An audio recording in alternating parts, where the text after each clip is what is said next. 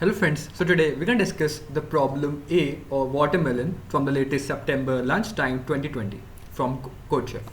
So problem statement states that we have to call a sequence good if the sum of all its elements is 0. Okay, that's the simplest thing to call a sequence good. Now you are given a sequence of integers a1 till an and you have to perform, so this is the main thing, you can perform any number of operation on this sequence, like how many operations you want. You can do this operation any number of time, and in one operation what you can do, you can choose a valid I, like I can be in the range of 1 till n. You can choose valid I and decrease the value of ai by I. So like if there are like 5 numbers, you can choose the 5th indexed number and decrease it by 5, like how many times you want. Okay, you can choose the 3rd position number and decrease it by 3 how many times you want, such that you can do these operations such that the ending sequence should be good. You are given some initial sequence and you want to tell that whether it is possible to convert this initial sequence by doing these number of operations any number of time such that the final string will be good in nature, which means that the sum of all its element is 0. So the first thing which come to my mind like seeing this question is the constraints. First, always look at the constraints. The constraints is very small, so it can be done in a brute force way or a backtracking way. I first thought of it like that. So I first thought that okay, I can decrease the first element by how much amount I want. I can decrease it by 1, 2, 3, 4, 5, how much amount I want. The second element I can decrease it by 2, 4, 6, 8 and so on.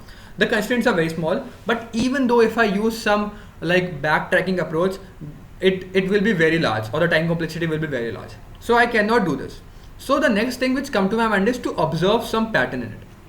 So what will I do here is, let's write down the first example only, in which you are given 1 and 2, and you can decrease down this number. Okay, let's assume that the summation of all of this number should be 0, but now in the initial condition the summation of all of these numbers is 3. Okay, even if I decrease this number by 1, because I can decrease this number by 1 any number of times. I can make this equal to 0, I just make them equal to -1, -2, -3 and so on, because I can decrease it by a number of -1 every time. I can decrease this number by a factor of 2, like I can decrease -2 from it, so it can become 0, it can become -2, it can become -4 and so on. And so on if there are some more numbers. But as you can see in collective means that if you take a whole summation of all those numbers and if you just do one operation, let's assume if you divide or minus this first number by 1, the total sum of this whole summation will decrease by 1, because this is the total summation. If you just decrease the one element by 1, then the total summation will always decrease. And as you can see, if I again decrease that by -1, the total summation will always decrease. So now I observe one pattern that I can decrease the first number how much I want, and I can also do this in in a step of 1. I can decrease it by 0, 1, 2, 3 and so on. So why don't we do a summation of all of the rest numbers and just take down this number. So let's assume that the summation of all of this number is 10 and this is 1. So I want that this number should be -10. If the summation of all of the numbers except the first number is 10, then what I want that the first number should have a value of -10. If this value is -10, the summation of -10 plus all of the numbers is equal to 0, because I can decrease this number by how much value I want.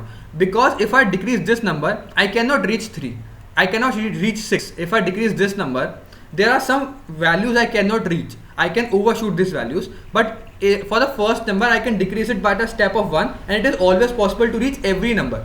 But there is one case. As you can see, let's assume my first number is -5. Okay, and the rest of those numbers summation is equal to, let's assume 3. Then I want that my first number should have a value of -3, but this is greater than -5.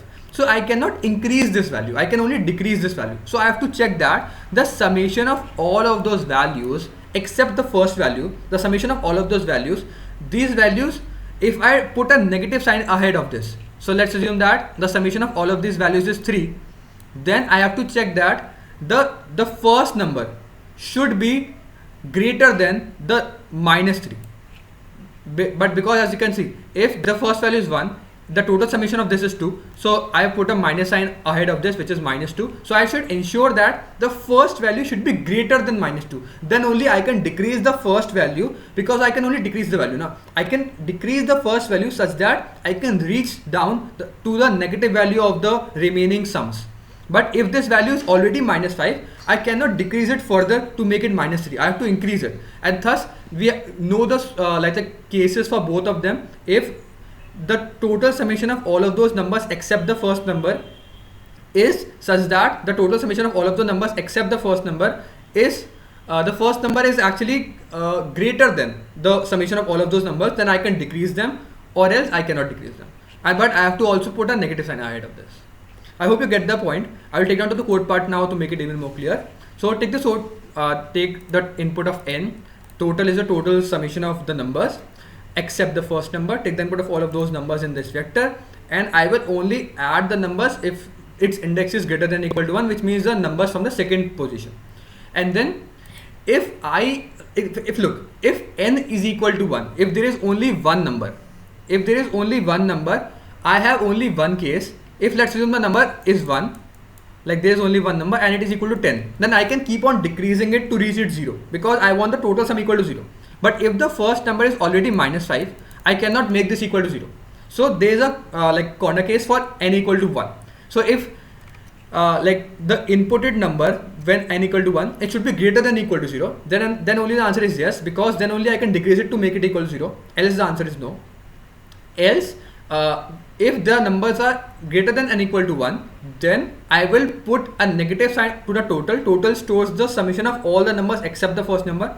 I will store the total, and I will check that if the first number is less than the negative sign of the total value, then it is not possible, because this is already lower than the negative of the total except the first number. Then we cannot do this, except the answer is yes. I hope you get my point and the code as well. If you still have any doubts, please mention down. Thank you for watching this video. I'll see you in the next one. Keep coding. Bye.